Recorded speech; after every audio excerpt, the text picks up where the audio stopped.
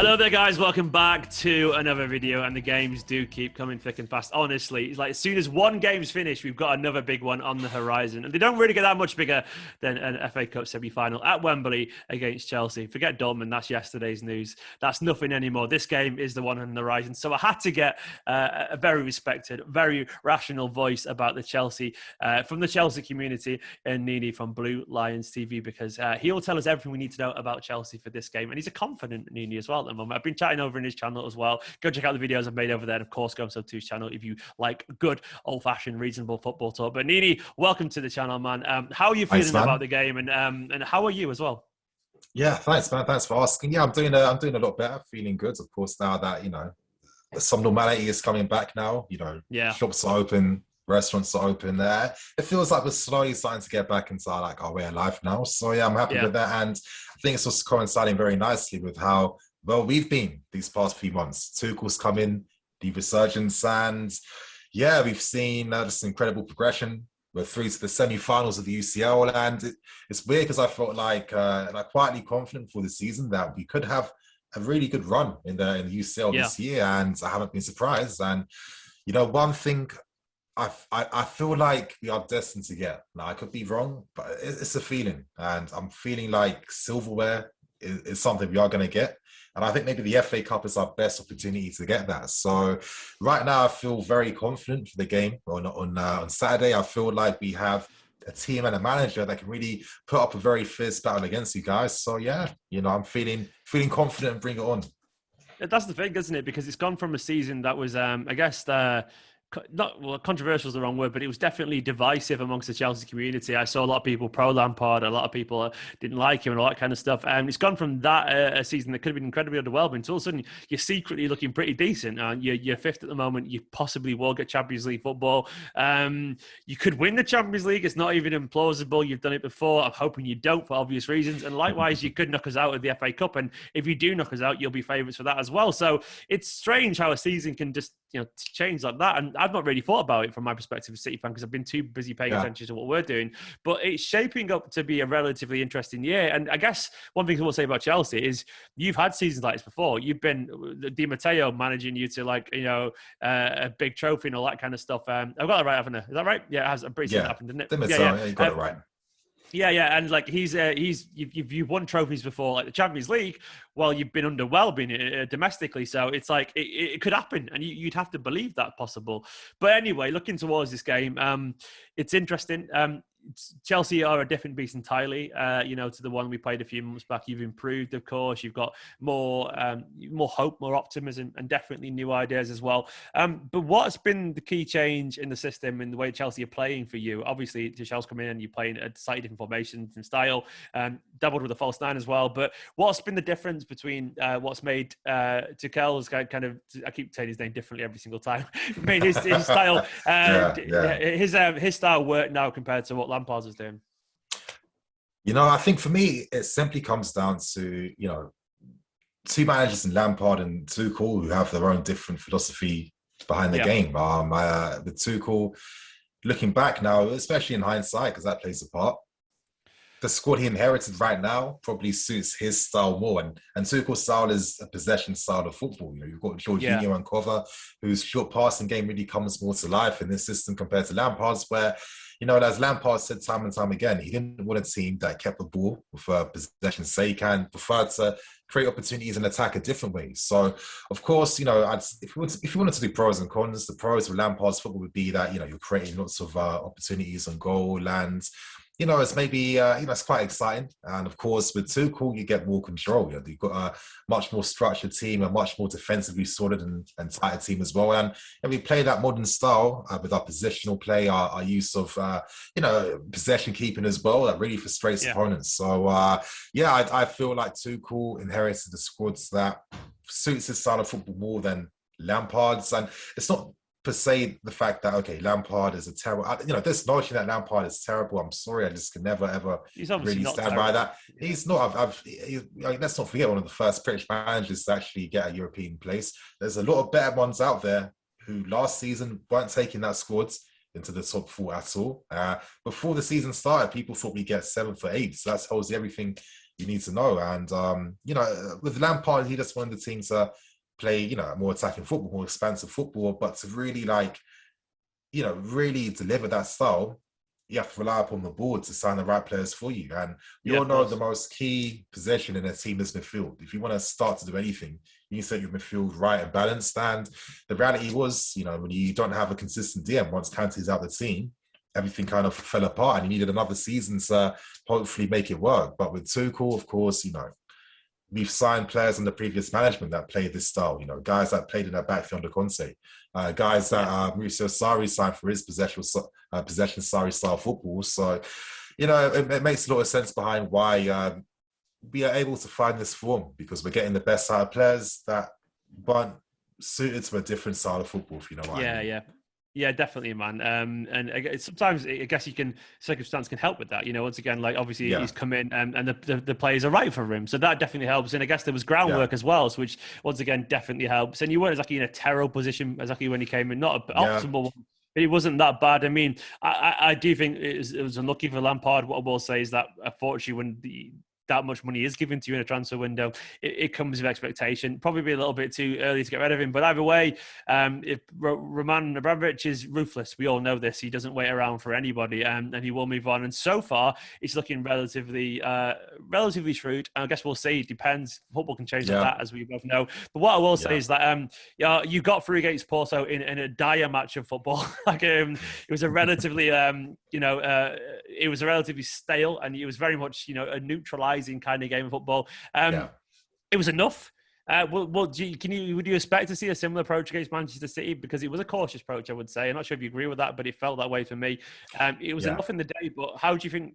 Do you think Tuchel will adapt to what Guardiola will bring, which is obviously a very different challenge entirely to Porto?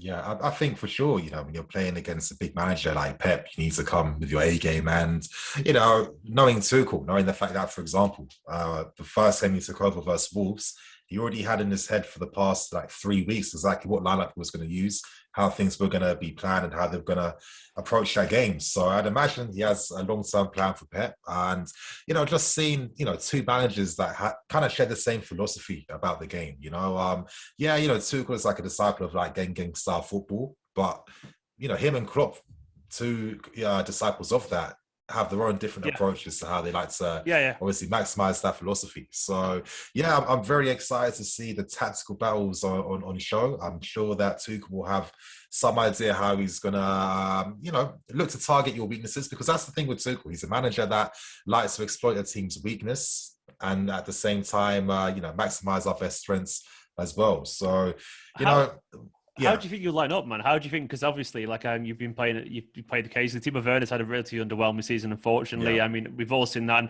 there's no point writing him off, because I can point to Rodri in Manchester City, and maybe even Cancelo to an extent as well. Had a quiet first season, so I would never write off a player with that inherent quality, which he clearly has. Maybe it's disappeared at the moment, but he'll be fine. But either way, it's fair to say that he's not really nailed that starting slot. You've been playing Kai Havertz a little bit as a false nine. Do you suspect you'll see a little bit more of that in this game? How do you think Chelsea will probably line up, to be honest? I'm curious to see how you think they'll play and who will be playing. Yeah, to be fair, I'd be surprised if Timo was to start in that game. I just don't see it happening due to his recent form.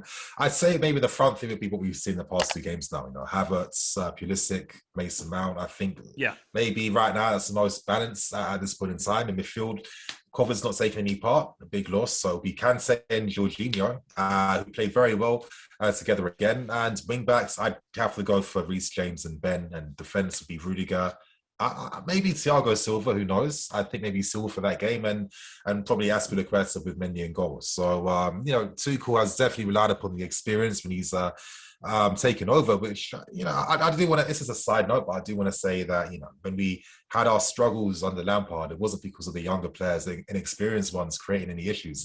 They were actually the guys that got us the decisive 3 points nearly all the time. So, but as I'm stressing though, Tuchel's style of football, of course, gets out the best of the guys that were kind of left out. So I think it's produced a more harmonized squad right now. And, that squad gives Tuchel a lot of options. So it's quite hard to really predict exactly where this game will be lost and won tactically.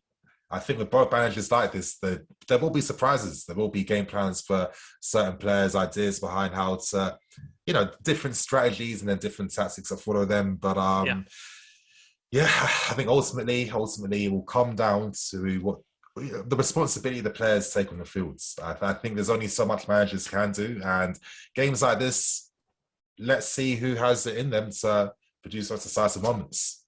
And we definitely do have that in us. And you guys as well. Obviously, you've done really well in the Champions League. I mean, Atletico, they're no pushovers, and you got past them, and you're in another big game. And one thing Chelsea do have, and I can't deny it, is big game experience, man. You've been there at the top, and obviously you've got a relatively, a changed squad from some of those previous games, but still, it's part of Chelsea these days. Chelsea are used to this level of competition, and they are used to being there. I want to talk briefly about just who you feel has been a standout player for Chelsea this year. I know you're going to say already. I'm pretty certain you're going to say.